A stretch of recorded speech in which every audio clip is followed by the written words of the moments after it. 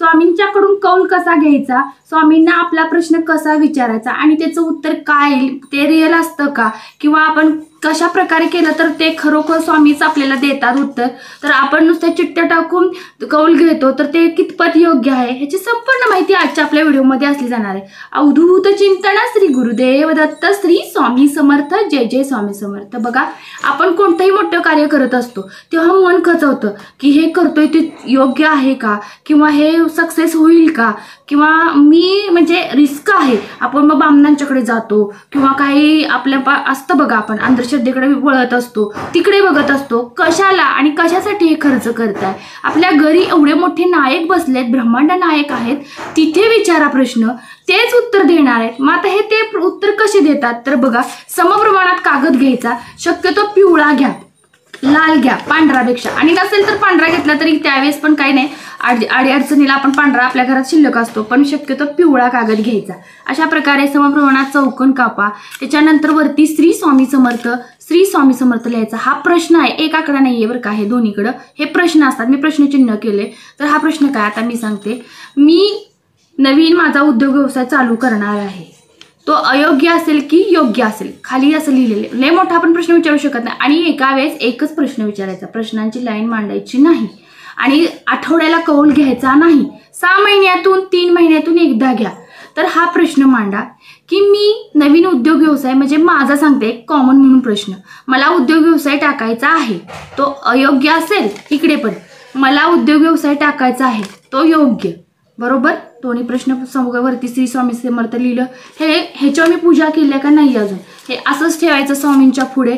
ह्याला एक एक गंधाचा टिक्का लावायचा, धूप दीपनं ओवाळायचं. हे गोष्टी आपण कार्य करत असतो तेव्हा सिद्ध करूनच करायचं असतं, तेव्हा कुठेतरी ते कारणी लागतं. मग हे चिठ्ठ्या लिहिल्या, पंचोपचार पूजाच केली थोडक्यात म्हणा. त्याच्यानंतर आपण अशा पद्धतीने ह्या चिठ्ठींची एकसारखी घडी घालायची.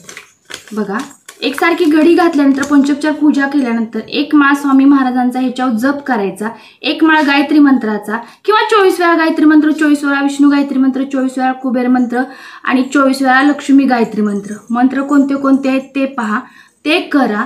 आणि त्याच्यानंतर चिठ्ठी अशी पद्धतीने तुम्ही जितकं 10 मिनिटं 5 मिनिटं तुमचं मन बोलत असेल, महाराज तुम्ही जो काय निर्णय देणार आहे मी त्यालाच धरून चालणार आहे, जरी अयोग्य असेल तरी मी तो मान्य करणार आहे, तुमच्या मनाशी ठाम करायचं. चिठ्ठी अशी खालवर खालवर करा पूर्ण. एक 10-15 मिनिटाचा काल जाऊ द्या, किंवा सकाळी ठेवल्यानंतर संध्याकाळी 6च्या सुमारास तो कौल घ्या, किंवा तुम्हाला जर फास्ट वेळ नसेल, तुम्हाला लवकर हवा असेल तर तुम्ही पूर्णपणे हलवा, नाहीतर घरातील एखाद्या लहान मुलाला बोलवा, त्याला ते बाजूला नेऊन खालवर करायला हवा. महाराजांच्या समोर ते चिठ्ठ्या टाका.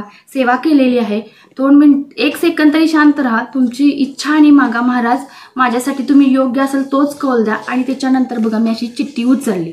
ती चिठ्ठी उचलल्यानंतर आता आपण प्रश्न मी सांगितला की सध्या मी कॉमन म्हणून बिझनेससाठी अयोग्य आले. बघा, अयोग्य. आता मला तर टाकायचे बरोबर, मी 4 दिवसापूर्वी माझी गुंतवणुकीचा विचार केलाय म्हणून मी ती टाकणार आहे का. बघा, मग तुम्ही अर्थ काय राहणार, तुम्ही कौल करताय महाराजांचा विश्वास ठेवून अविश्वास दाखवल्यासारखा. मी ह्यालाच अनुसरून राहणार की मला तो उद्योग व्यवसाय मी टाकू शकत नाही, कारण महाराजांचा कौल आलाय, ह्याच्या अर्थी निश्चित तो माझ्यासाठी अयोग्यच आहे. सुरुवातीला माझ्याकडे पैसा आहे म्हणून मला वाटेल, पण काही गोष्टी तो लॉसला जाऊ शकतो. पुढचं भवितव्य बघून महाराज आपल्याला देत असतात, बरोबर. त्याला चालून करा. खरंच हा खूप उपयोगाचा आहे. सारामृत चरित्र ज्याला वाचत आहे त्यात सुद्धा हा चिठ्ठ्याचा खेळ बाळाप्पा चोळाप्पा करत होते, तिथून ही परंपरा चालू आहे घ्यायची, किंवा एखाद्या लहान मुलाला उचलायला लावायचं. त्याचा निर्णय असला तर तो कधी कधी मान्य बी करताय आणि कधी कधी त्याच्या विरुद्धही जात आहे. विरुद्ध जाणाऱ्यांना माहीत असेल त्याचं फळ काय मिळालं असेल, कारण स्वामींच्या विरोधात जे कौल घेतले त्यांना माहिती आहे ते सक्सेस झालेत का अनसक्सेस झालेत.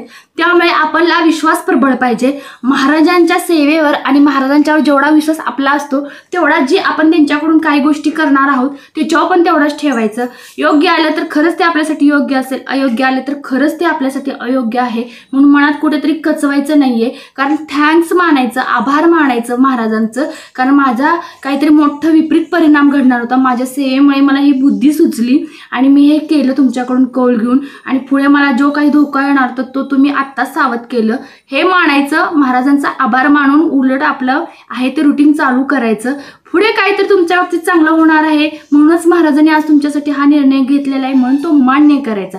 तर तुमच्या लक्षात आलं असेल की कौल घेताना आपण त्याच्यावर सिद्ध करायचा, त्या पद्धतीने तो कौल घ्यायचा आणि मगच आपल्या पुढच्या आखणीला लागायचं. मग तो प्रश्न तुमच्या लग्नाचा असेल, मी कॉमन म्हणून उद्योग व्यवसायाचा म्हटला, फ्लॅटचा असेल, घराचा असेल, जमीन खरेदीचा असेल, घर खरेदीचा असेल, गाडी खरेदीचा असेल, एखादा बिझनेससाठी वस्तू खरेदीसाठी असेल, उद्योग व्यवसाय कोणताही तुम्ही टाकायचा तो खरेदीचा असेल, कोणताही उद्योग व्यवसाय टाकायचा असेल, मग तो छोटा असो मोठा असो, अगदी पानपट्टीपासून छोट्या शॉपपासून मोठ्या शॉपपर्यंत असेल, तर तुम्ही एक स्वामी सेवेकरी आहात, महाराजांना कुठेतरी स्वामींच्या सेवेला मानत आहात, तर तुम्ही हा निर्णय घेशीला जो की कौल मी सांगितला.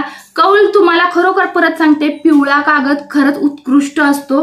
पिवळ्या कागदावर लाल पेनानं लिहा किंवा निळ्या पेनानं लिहा.